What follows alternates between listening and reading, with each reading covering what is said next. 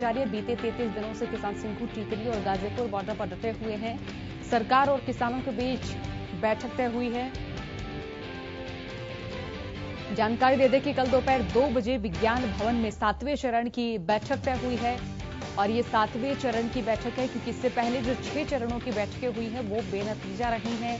सरकार ने 40 किसान संगठनों को बैठक का प्रस्ताव भेजा है और किसानों ने अनिश्चितकाल तक टोल फ्री का ऐलान किया है। हालांकि इससे पहले किसानों ने कहा था कि वो 25 से लेकर 27 दिसंबर तक प्रदेश भर में टोल फ्री कराएंगे, लेकिन सरकार की हठधर्मिता और अड़े रहने की बात कहते हुए किसानों ने अब टोल अनिश्चितकाल के लिए फ्री कर दिया है। आंदोलन के साथ किसानों की भूख हड़ताल भी जारी है। तो अलग अलग बॉर्डर पर किसान क्रमिक भूख हड़ताल कर रहे हैं और हर बॉर्डर पर 11 किसान क्रमिक भूख हड़ताल पर बैठे हैं और वहीं पुरुष किसानों के साथ जो महिला किसान हैं वो भी क्रमिक भूख हड़ताल पर बैठी हैं। तो अनिश्चितकाल तक किसानों ने टोल फ्री का भी ऐलान किया है। किसानों का पहले कहना था कि वो 25 दिसंबर से लेकर 27 दिसंबर तक टोल फ्री कराएंगे, लेकिन अब किसान अनिश्चितकाल तक टोल फ्री करने का ऐलान कर चुके हैं। तो किसानों का जो आंदोलन है वो 34वें दिन भी जारी है और किसान और सरकार के बीच कल बैठक तय हुई है। जानकारी दे दें, कल दोपहर 2 बजे सरकार किसानों की बैठक होगी विज्ञान भवन में। ये 7वें चरण की बैठक होनी है। हालांकि किसान ये स्पष्ट कर चुके हैं कि वो कृषि कानूनों में किसी भी प्रकार का संशोधन नहीं चाहते हैं। वो चाहते हैं कि कृषि कानून ही रद्द हो, क्योंकि कई राज्यों के किसान एकत्र होकर यहाँ आंदोलनरत हैं और यहाँ किसानों का यही कहना है कि वो किसी परिणाम पर जाकर ही इस आंदोलन को समाप्त करेंगे। किसी परिणाम पर जाकर ही वो इस आंदोलन के समापन की घोषणा करेंगे। बड़ी और अहम खबर तमाम दर्शकों तक इस वक्त हम साझा कर रहे हैं। तो यहाँ किसानों का आंदोलन 34वें दिन भी जारी है। सरकार और किसानों के बीच में बैठक तय हुई है। कल दोपहर 2 बजे सरकार किसानों की बैठक तय हुई है और विज्ञान भवन में 7वें चरण की बैठक होगी। सरकार ने 40 किसान संगठनों को प्रस्ताव भेजा है और अनिश्चितकाल तक किसानों ने टोल फ्री करने का ऐलान किया है। आंदोलन के साथ किसानों की भूख हड़ताल भी जारी रहेगी। बड़ी और अहम खबरें इस वक्त तमाम दर्शकों तक हम साझा कर रहे हैं। सिंघू, टीकरी और गाजीपुर बॉर्डर पर किसान डटे हुए हैं और किसानों का यही कहना है कि वे संशोधन नहीं चाहते हैं। वे चाहते हैं कि कृषि कानून ही रद्द किए जाएं। तो बैठकों का जो दौर है वो भी लगातार जारी है। किसानों का यही कहना है कि केंद्र सरकार बार बार बैठकें बुलाकर किसानों को भ्रमित करने का काम कर रही है। जो बिंदु किसान केंद्र सरकार से निवारण के तौर पर पेश कर चुके हैं, किसान बार बार उन्हीं बिंदुओं का जिक्र कर रहे हैं और किसानों की ओर से यही कहना है कि वो अपने जो एजेंडे हैं वो केंद्र सरकार के समक्ष प्रस्तुत कर चुके हैं। तो बार बार बैठकें क्यों बुलाई जा रही हैं?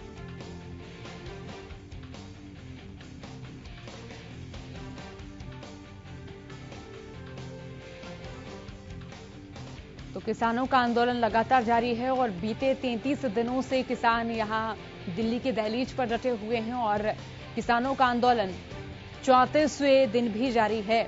ढासा बॉर्डर से मनोज कौशिक हमारे संवाददाता फोनलाइन से हमारे साथ जुड़ चुके हैं।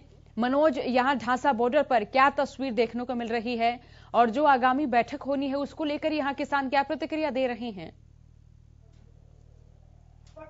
जी बिल्कुल, यहाँ पर आज का अगर जो रणनीति के तहत देखा जाए तो जो ढासा बॉर्डर पर जो किसान है वो सुबह ही जुटने शुरू हो गए थे और अभी जो कुछ किसान नेता डकैत भी यहाँ पहुंचे हैं कुछ देर में, तो उनके यहाँ किसान सुनेंगे।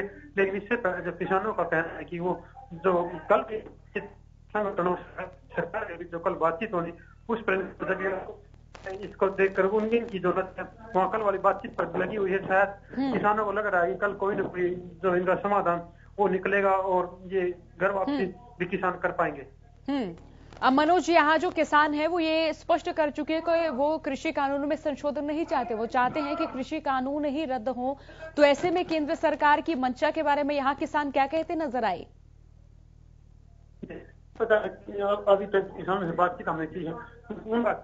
किसान संगठन जुड़े बड़े नेता है वो ही सरकार से बातचीत और उनके संपर्क में है। जो किसान नेताओं और संगठन के नेताओं का कहना होगा, उसी के अनुमान उसी के आधार पर जो यहाँ के किसान है वो कार्रवाई करते हैं। और इनका यही नजरिया है कि जो किसान संगठन है, बड़े नेता है, जो वो कहेंगे वो ही यह कार्य करते हैं। मनोज, हर बॉर्डर पर उसी बॉर्डर से लगते हुए क्षेत्र के किसान डटे हुए नजर आ रहे हैं। तो यहाँ ढांसा बॉर्डर की बात करें तो यहाँ पर कौन सी खापें और कौन से गांव के किसान पहुंच रहे हैं?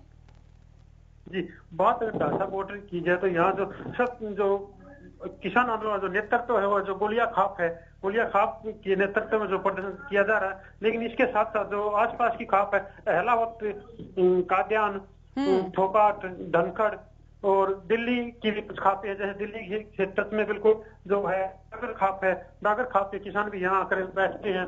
और इसके अतिरिक्त जो पंजाब के किसान जो टिकरी बॉर्डर आए हैं, वो भी प्रतिदिन उनका एक बड़ा काफिला यहाँ ढांसा बॉर्डर पर आकर रुकता है। मनोज, ये प्रचंडतम सर्दी का महीना है, पौ का महीना है, दिसंबर का महीना है, तो यहाँ किसान सर्दी में किस तरह से अपनी रिहायशी व्यवस्था करते नजर आ रहे हैं? क्योंकि प्रशासन की ओर से तो कोई रिहायशी सहयोग किसानों को नहीं दिया जा रहा है, तो यहाँ पर क्या व्यवस्थाएं किसानों की ओर से?